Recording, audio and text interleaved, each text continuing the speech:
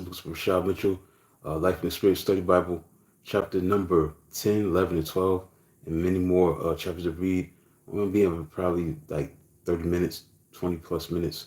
So let's get into it, man. Chapter 10, verse 29, and it reads,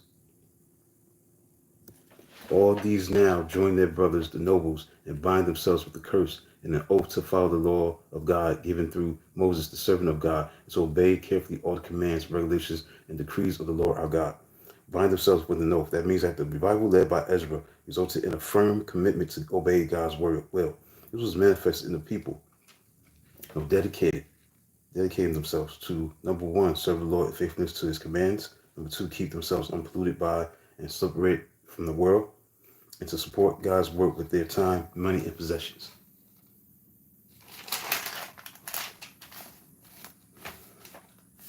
Okay, there's nothing from chapter 12. Chapter 11. What else? So let's go to chapter 12. Matter of fact, we can finish Nehemiah. We're going right into the book of Esther. So let's go to chapter 13, verse 3, and it reads, When the people heard this law, they excluded from Israel all who were of foreign descent.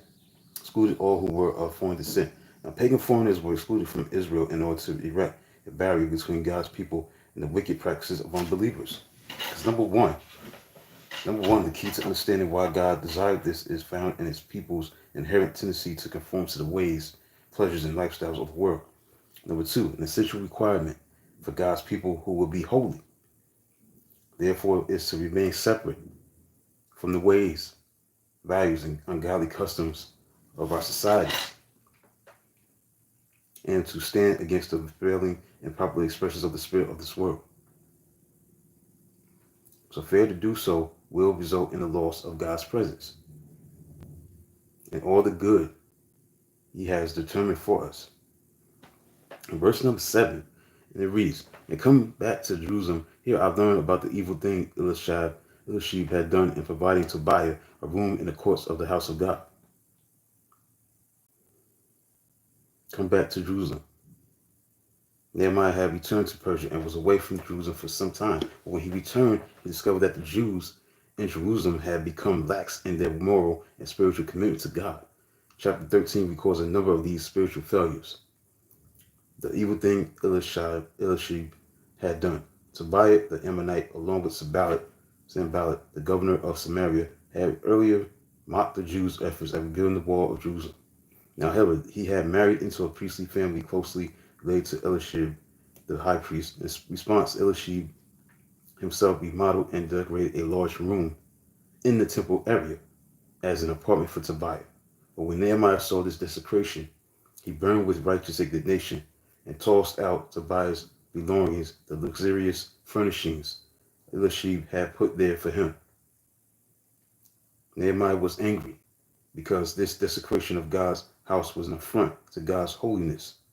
Modern churches that give space to activities that do not promote God's kingdom might take note.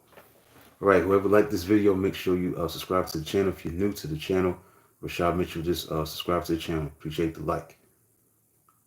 Right now I'm reading from the Life and Spirit Study Bible, Nehemiah Chapter 13. In verse 12 it says, Hey, what's up, Diego Fernandez? Thanks for tuning in. If you're new to the channel, you can subscribe if you like the channel. Like everything that's on the channel, appreciate it. Verse 12, it says, All Judah brought the tithes of grain, new wine, and oil into the storerooms. All Judah brought the tithes. Nehemiah restored full worship in the temple, along with the ministries of the Levites and singers. As a result, the people were able to bring their tithes to the very room that Eliashib had given to Tobiah. People are much more willing. Hello, Ethan. Thanks for tuning in. Were able to bring their tithes to the very room that Eliashib had given to Tobiah. People are much more willing to tithe when they see the worship of God bringing blessing. God also raised up Malachi about this time. His exhortation emphasized God's blessing for faithful tithers. Tithing has always been primarily a matter of blessing rather than law. Even before God gave his law at Mount Sinai, Abraham was so blessed by Melchizedek that he gave a tithe of all he had. The spirit-filled believer loves to give and to share just as the early believers did. Hey, what's up, Aaron? Thanks for tuning in. If you're new to the channel, make sure you subscribe to the channel if you like the content so far. Right, let's go into verse 17. I rebuked the nobles of Judah and said to them, what is this wicked thing you are doing? This is creating the Sabbath day.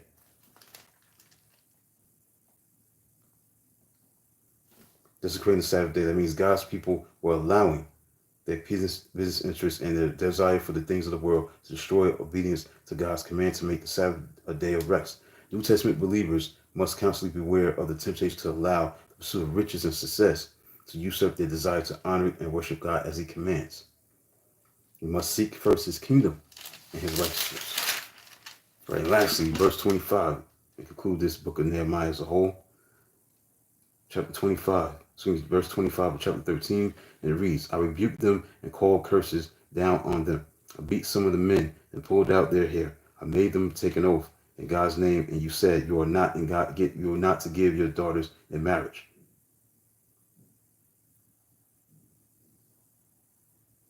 Okay, thank you, Aaron. Thanks. I rebuked them and called curses down on them. I beat some of the men and pulled out their hair. I made them take an oath in God's name and said, you are not to give your daughters in marriage to their sons, nor are you to take their daughters in marriage for your sons or for yourselves. I rebuked them. That means that there are times when leaders, if they are genuinely people of God, must have a holy anger towards unrighteousness and take drastic steps to correct a new situation. Gentleness in the face of open and blatant disregard of God's word within the church is in reality weakness. Nehemiah is correct. Nehemiah is correct. Correction shows a zeal for God similar to Christ when, with a whip, he drove the money changers from the temple in Jerusalem. All right, so that's it, man, for the book of Nehemiah. Let's get into the book of Esther. Now, this book is dealing with Esther, God's providence in the placement of a queen, vastly disposed as queen of Persia. Esther selected as queen of Persia. God's providence amidst a plot against Mordecai and the Jews. God's providence in delivering his people. God's providence in Mordecai's promotion. So who wrote this book? It's very anonymous who wrote this book. The theme of Esther is God's providential care. The day of writing this book of Esther was in 460 to 400 BC. Now, after the Babylonian Empire was captured, defeated, and replaced by the Persians in 539 BC, the center of government for the Jewish exiles transferred to Persia. The capital city of Susa is the setting for the story of Esther during the reign of King Xerxes I. His Greek name, or Ahasuerus, his Hebrew name, or Keshe Yarshin, his Persian name, who ruled from 486 to 465 BC. The book covers the years of 483 and 473 BC. Hey, what's up, Courtney Green? Thanks for tuning in. Yeah, my day's been pretty good. My day has been pretty good. Thank you for asking. The book covers the years of 483 to 473 BC of his reign, with most events occurring in 473 BC. Esther became queen of Persia in 478 BC. Chronologically, the Esther episode in Persia falls between Ezra 6 and 7, i.e. between the first return of Jewish exiles from Babylon and Persia to Jerusalem in 538 BC under Zerubbabel. Now, it's the second return led by Ezra in 457 BC. Though Esther is placed after Nehemiah in our Old Testament, its events actually occurred 30 years before Nehemiah's journey to Jerusalem, 444 BC, to rebuild the city wall, whereas the post-exilic books of Ezra and Nehemiah address issues involving the Jewish remnant that returned to Jerusalem. Esther records a development of crucial importance among the Jews who remained in Persia.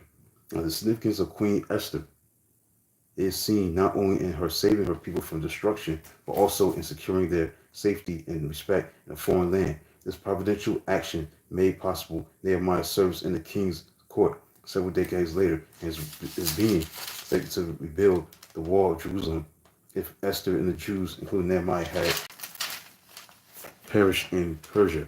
The distressed remnant in Jerusalem may never have been rebuilt. They may never have rebuilt their city. The outcome of post-exilic Jewish history would certainly have been drastically different. Though the author of Esther is unknown, it is evident from the book itself that he was personally acquainted with Persian customs, the palace of Susa, details about King Ursus, and indicating that the author likely lived in Persia during this period described in the book. Furthermore, the author's Jewish sympathies and his knowledge of Jewish customs can suggest he was a Jew. Most likely, the author was a younger contemporary of Mordecai, with the latter providing much of the book's first-hand information. The book was put in its present form after the lifetime of Mordecai himself.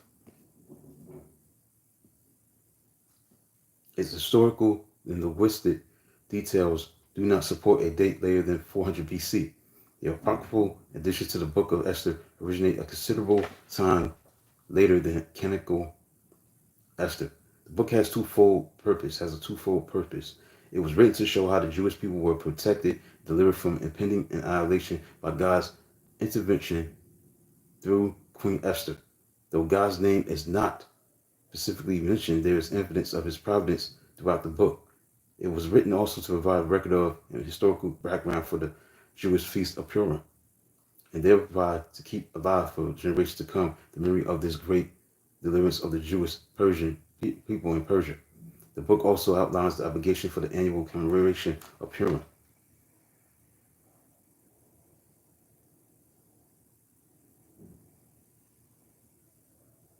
Now, the 5 features that characterize the book of Esther is that it is one of the 2 books in the Bible named after a woman, the other being Ruth. This book begins and ends with this feast. It records a total of 10 feasts or banquets around which much of the book's drama unfolds. Esther is the last of the 5 scrolls in the 3rd part of the Hebrew Bible, the Hagiographa, holy writings, in which each of which is read publicly at one of the great Jewish festivals. This is one read at the Feast of Purim. Chapter 14 and 15, I believe. Celebrate the great deliverance of the Jewish people in Persia under Queen Esther. Though the book mentions a 3-day fast, there are no explicit references to God, worship prayer.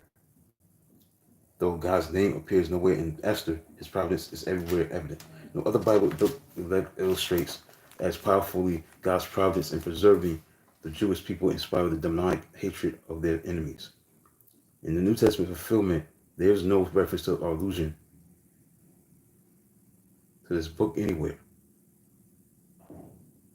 in the New Testament. However, Haman's hatred for the Jews and his plot to kill and annihilate all Jews in the Persian Empire is an Old Testament type of the New Testament Antichrist who will seek to destroy all Jews and Christians alike at the end of history. Whoever liked this video, the second person, make sure you subscribe to the channel if you like the content.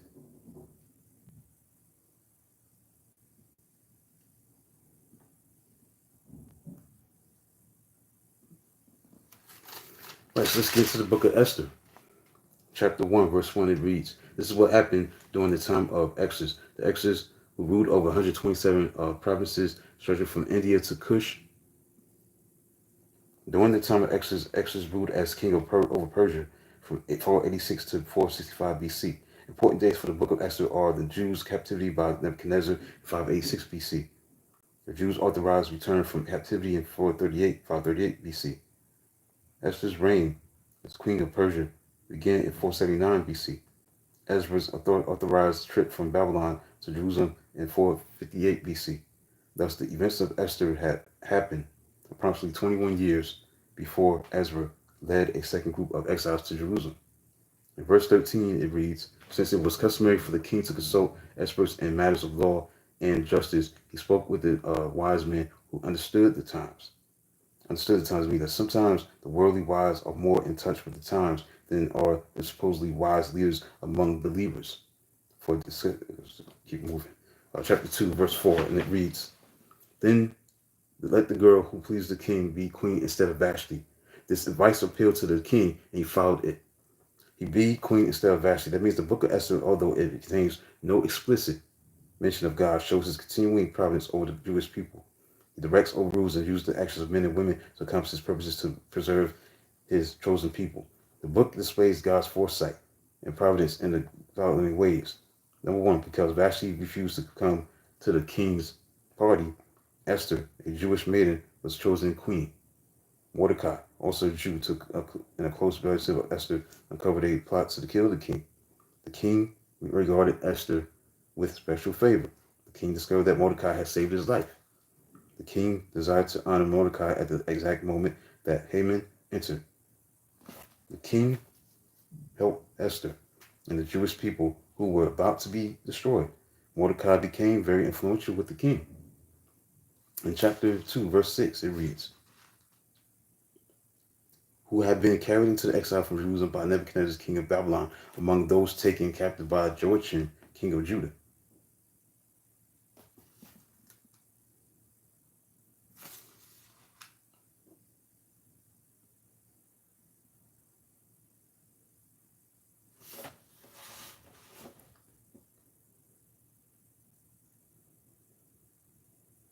Carried into exile. It was Kish, Mordecai's grandfather, not Mordecai himself, who was taken from Jerusalem and exiled along with King Joachim in 597 BC.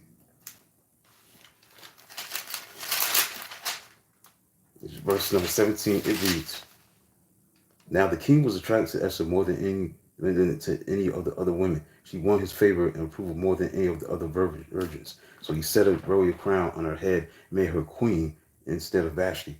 Made her queen. That means that the Persian king appointed Esther as queen. Illustrates how God can turn the hearts of sinful people in order to serve his purposes.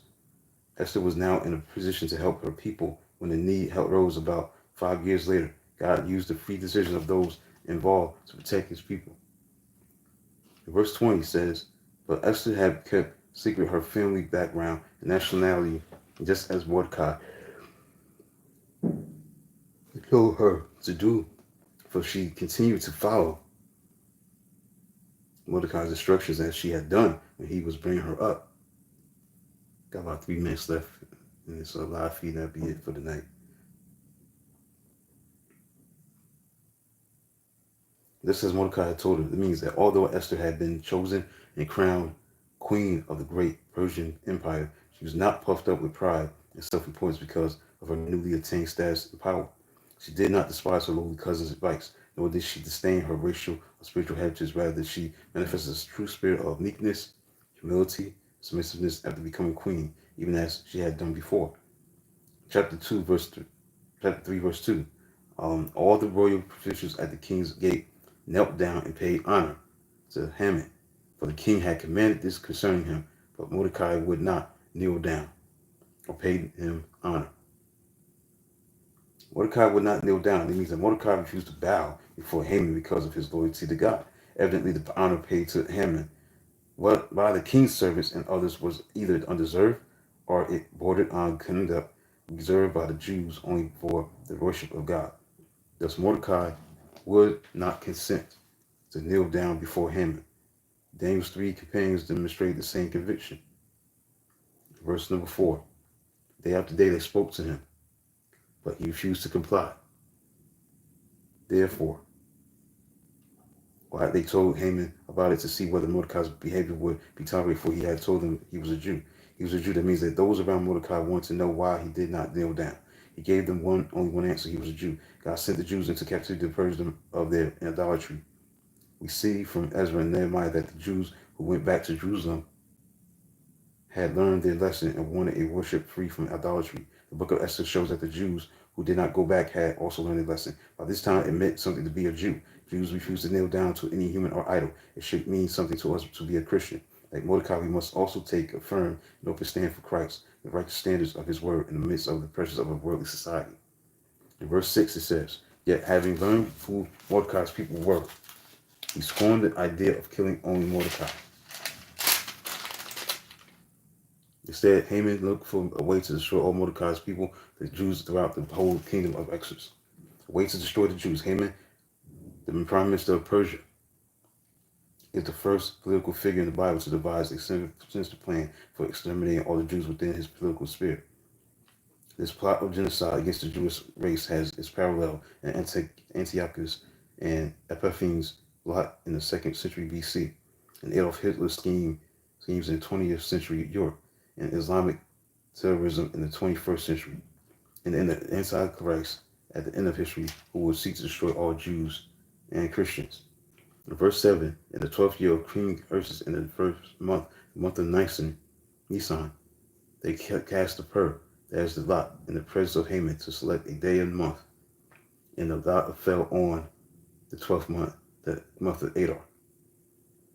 And then Haman said to King Ursus, there is a certain people dispersed and scattered among the peoples in all the provinces of your kingdom, whose customs are different from those of all the other people, who do not obey the king's law. It is not in the king's best interest to tolerate them. Right, that's it for tonight. Let's read the verses for verse 7. They cast the pur. The pur is something similar to dice. Haman used it to determine the lucky day on which to destroy the Jews. Nearly 1 year intervened between the casting of the lot and the execution of the plan. This gave Mordecai and Esther, under God's providence, time to counter Haman's evil plot, and whose customs are different. That means one of God's purposes in giving the law to Israel was to make them different from all other people. Haman recognized something different in the Jews and hated them for it. Under the new covenant, God still wants his people to be separate and different from the world, a holy people belonging to him. Likewise today, the world will hate God's people because they are different, holy, and righteous. That's it for tonight. I'll be in chapter 4, 5, and 6 on Monday for class books with Rashad Mitchell. So that's it for tonight. I'll be back at 10 o'clock sharp to do the Football Friday with Rashad Mitchell, go over the games that were played in college football and NFL, and go over the overview for what's going to come up tomorrow and Sunday, and picks of the week, stuff like that. And that'll be it for tonight. The other live feed that's coming up at 10 o'clock. So hopefully you enjoyed tonight. Thank those who liked the video, and again, subscribe whenever you get a chance. So until then, talk to you later at 10 o'clock for Football Friday with Rashad Mitchell.